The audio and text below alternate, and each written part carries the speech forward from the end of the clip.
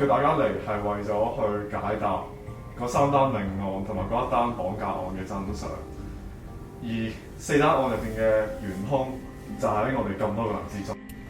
呢家等我先解答第1單案嘅真相係點樣。喺1月嘅時候，當時司徒君、黃雅琪、周波、陳婉彤、楊國寶5個人一齊去咗台灣考察大選。當佢哋回程嚟返嚟香港嘅時候，其中司徒君不幸遇害，其餘4個人都有嫌疑。根據驗屍報告所指出，司徒君身上面有3種毒藥，亦都就係鶴頂紅、山埃同埋老鼠藥。呢3種毒藥亦都同時會令到死者致命。喺佢身旁，我哋發現咗一維他命 K 藥丸，而根據許醫生嘅小冊子，呢種維他命丸正正會同佢所食嘅華法林薄血丸有相沖。於是有一個問題困擾緊我哋，究竟點解兇手有乜嘢深仇大恨，要用3種毒藥同埋一種對沖藥去將司徒君置諸死地呢？但係黃雅琪、周波、陳婉彤、楊國寶其實都有殺人動機。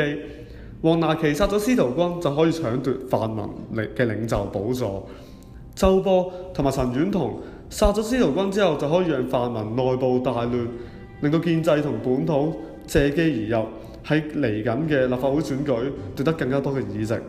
楊國寶就可以藉住製造一場兇案，威嚇港人，有利國安法嘅通過。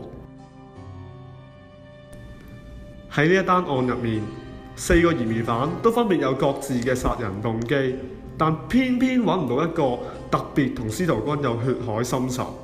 喺調查呢單案嘅時候，我哋發現司徒君有一個習慣，佢從來都唔中意同人食飯，而會喺房間食。亦都因為佢有呢個習慣，所以兇手要殺佢，就只能夠透過落毒。就會發現黃雅琪嘅助理葉佐佐曾經購買維他命 K 丸，喺佢嘅房間可以揾到佢嘅購買記錄。葉佐佐買咗維他命 K， 其後再由黃雅琪將藥俾司徒君。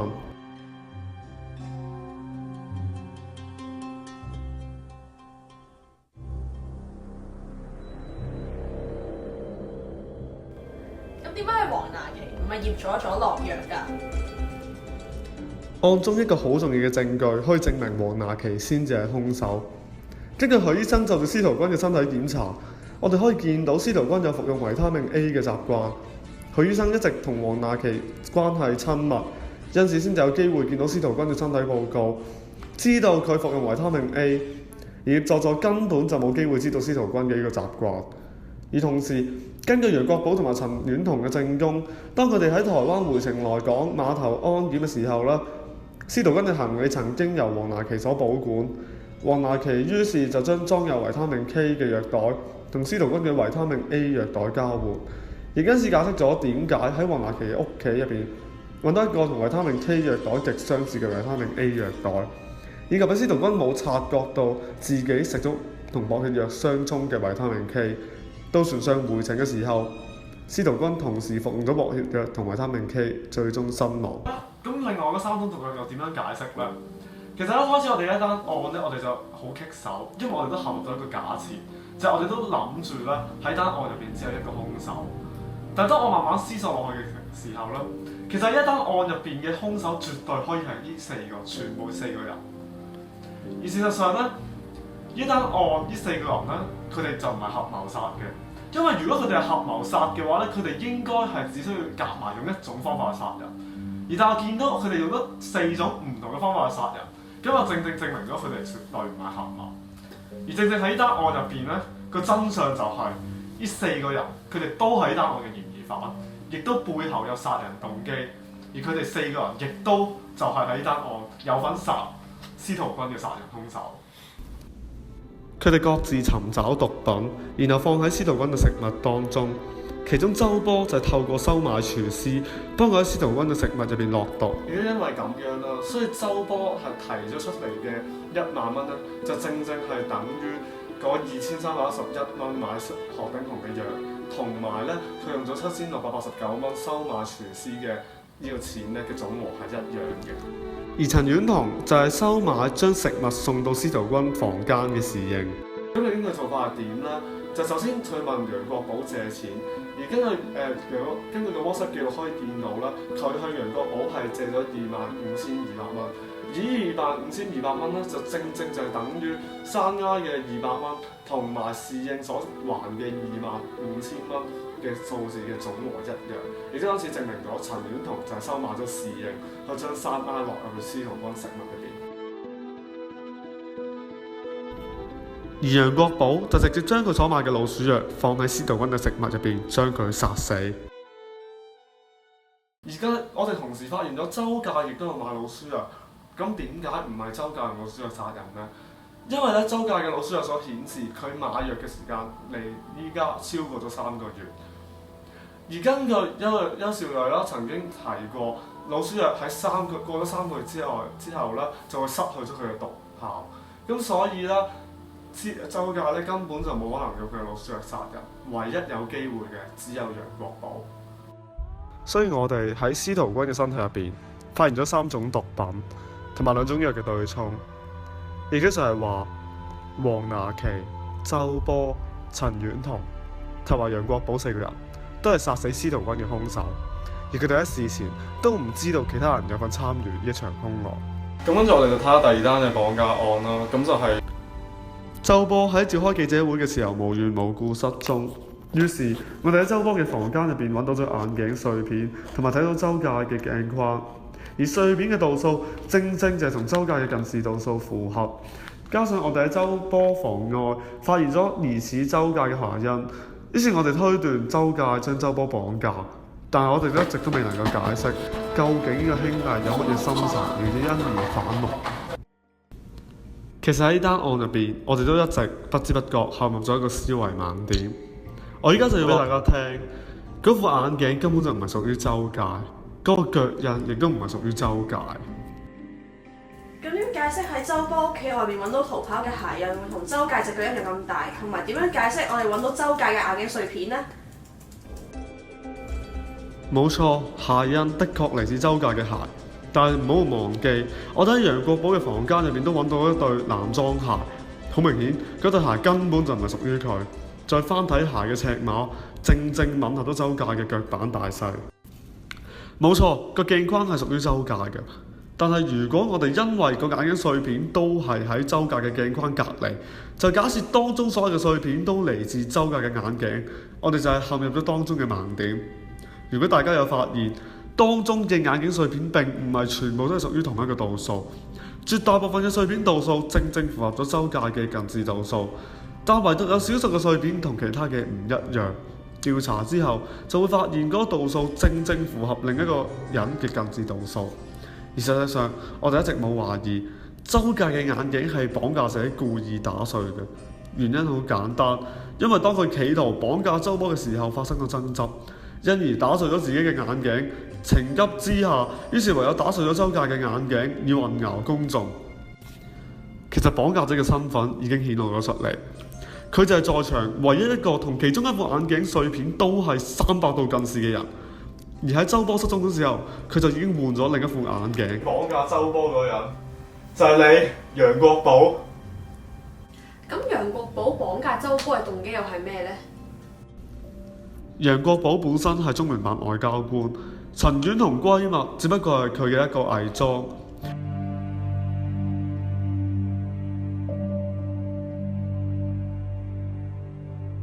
呢個身份可以由佢一張收據見到，當中花碼就係摩斯密碼中嘅線，簡化數字係點，每一行做成一個英文字，砌出嚟就成為咗 abduct 周波 all of them involved。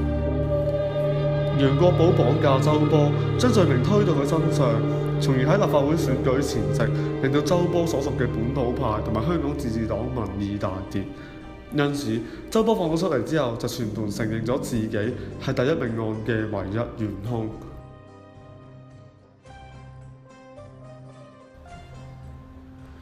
是，我殺他，沒錯。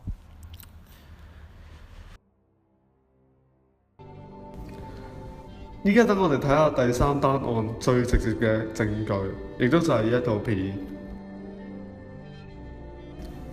呢個係鄺樂宇自殺嘅過程。喺片段當中，鄺樂宇將刀插喺自己身體嘅左面，於是我哋就諗住呢一套片係鄺樂宇死嘅過程，因為鄺樂宇係自殺嘅。我而家就要話俾大家聽，我哋都中咗當中嘅圈套。其實呢段片根本就唔係鄺樂宇自殺嘅過程，亦都就係話呢套片拍攝咗之後，其實鄺樂宇仍然在生。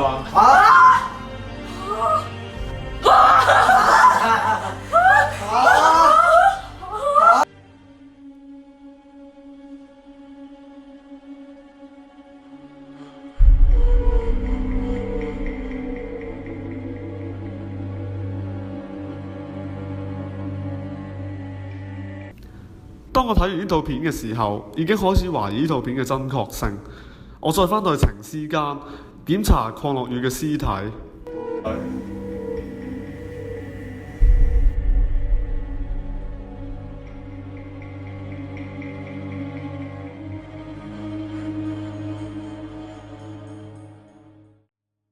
喺一度，鄺樂宇屍體受刀插嘅位置係右邊，而片段當中，鄺樂宇插嘅係自己嘅左邊。好明顯，證實咗嗰個片段根本就唔真確，並唔係鄺樂宇死嘅過程。實際上，兇手知道鄺樂宇嘅心臟喺右邊，所以就往佢嘅右方插入去。而兇手睇完鄺樂宇嘅片段，知道鄺樂宇嘅片段係假裝自殺，於是立即到鄺樂宇嘅屋企將佢殺害，喺佢心臟嘅真正位置插落去。所以驗屍報告之中提到鄺樂宇嘅死因係心臟受插。咁究竟點解鄺樂宇要拍呢段片段呢？實情就係佢喺遇害之前已經知道兇手要將佢殺死，為咗暫時避開呢個殺身之禍，佢自製咗一段詐死嘅片段，等兇手誤以為自己已經死咗，而避過殺機。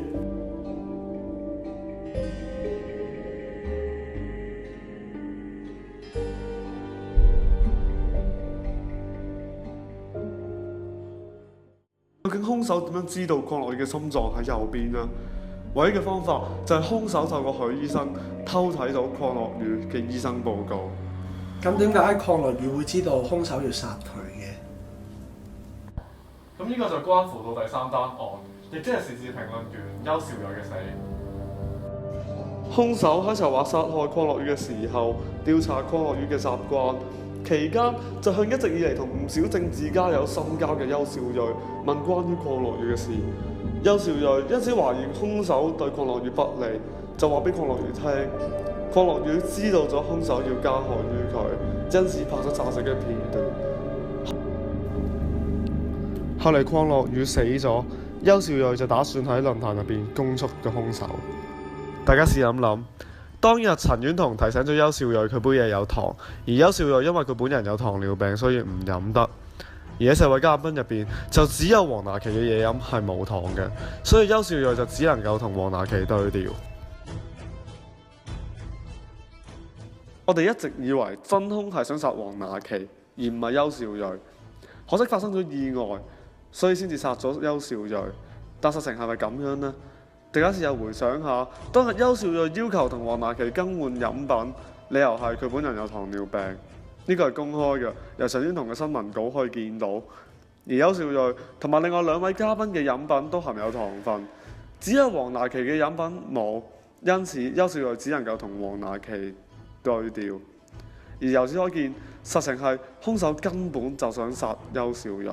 真兇一早已經知道邱兆睿有糖尿病，而喺論壇4杯嘢入邊，只有黃拿琪嗰杯冇糖，所以兇手知道邱兆睿一定同黃拿琪交換，就將水銀落喺黃拿琪嗰杯嘢嗰度。邱兆睿同佢交換，自然飲咗水銀落去，好不幸咁中咗兇手嘅圈套。但兇手點解用一個咁迂迴嘅方法殺人呢？兇手唔需要掩飾佢想殺邱兆睿真相嘅喎。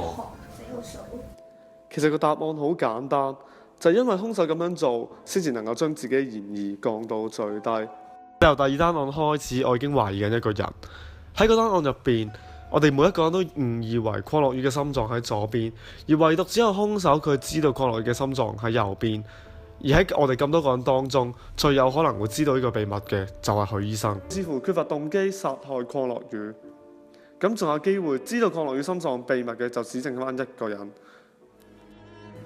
就係嗰個最親近許醫生嘅人，亦都就係嗰個 WhatsApp record 入面顯示咗許醫生將鄺樂宇嘅醫務報告所俾佢嘅嗰個人，亦都係呢一個人喺殺害邱少睿嘅時候採用咗交換落地嘅方法，而令到自己嘅嫌疑降到最低。在座咁多位，就只有一個人可以符合晒呢3個條件，就係你，黃娜琪。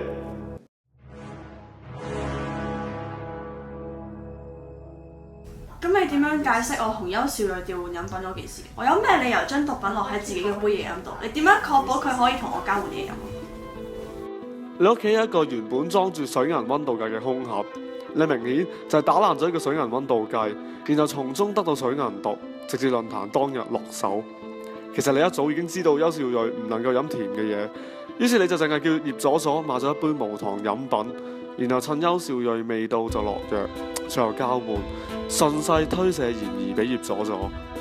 你知道邱少睿打算喺論壇之中爆你嘅嘢出嚟，邱少睿一直對你存有疑心，佢會懷疑你喺佢杯嘢落毒，但係絕對冇諗過你會喺自己杯嘢嗰度落毒。所以當陳婉彤提到要邱少睿同你交換嘅時候，佢唔抗拒，同時將兇案塑造成意欲殺你而錯殺邱少睿嘅假象，正好將你嘅嫌疑完全洗脫。我有咩動機要殺你3個人啊？尤其係司徒君，佢係我哋精神領袖，我一直都咁敬仰佢，我有咩理由會殺佢啊？我是從第2單案開始懷疑你，因為你最有可能透過醫生而知道鄺樂宇具體身體狀況嘅人。到第3單案發生嘅時候，我就開始肯定自己嘅判斷。當時我喺度諗，你係特登設下一個圈套，等人哋以為兇手想殺嘅係你，等你避過嫌疑。我曾經查過你嘅背景，你喺1989年嘅時候嚟到香港，明顯係逃避大陸對民運人士嘅拘捕。呢個背景令到你對建設民主中國畫一個使命。你原本好佩服司徒君嘅領導，但因為司徒君自雨運之後對本土派讓步，令到你大失所望。於是你殺咗佢，等你領導泛民。但可惜嘅係，鄺樂宇竟然如日中天，威脅到你原本會得到嘅呢個泛民領袖嘅寶座。於是你就殺咗佢。但可惜，邱少睿發現咗呢件事，你迫於無奈之下再下殺手。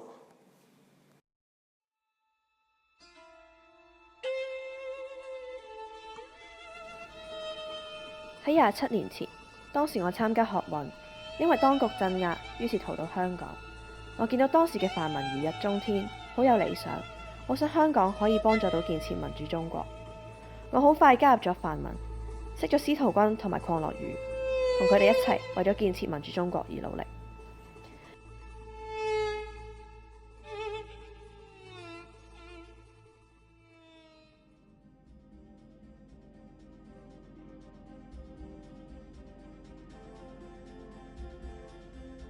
但係2年前雨傘運動出現咗，香港政治光譜迅速向本土轉。唔單止係咁，司徒君作為泛民領袖，唔單止冇向選民解釋香港唔應該走向本土，反而逐漸將泛民本土化，俾議員簽香港前途自決文。然後鄺樂宇又走埋呢條路，今日嘅泛民已經唔係昔日嘅泛民。建設民主中國，建設民主中國，建設民主中國。我好想可以令到泛民回歸正道，但係只要一日司徒君喺度，我就冇可能帶領到泛民。我帶領唔到泛民，就團結唔到泛民。估唔到上天俾咗個咁好嘅機會。今年我哋成班人一齊去台灣考察大選嘅時候，我哋不約而同都想殺死司徒君。於是我哋喺回程嘅時候殺死咗佢。但我估唔到，我殺死咗司徒君之後，鄺樂宇竟然會成為我最大嘅勁敵。大家好，我係7號候選人鄺樂宇，多謝大家支持。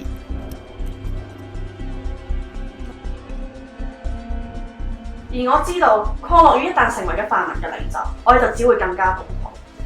我透過許醫生知道佢心臟天生喺右邊，我今晚揾到佢，我就一刀殺死咗佢。其實我咁樣做都只係想泛民唔好背離初心，我咁做都有錯咩？唔通？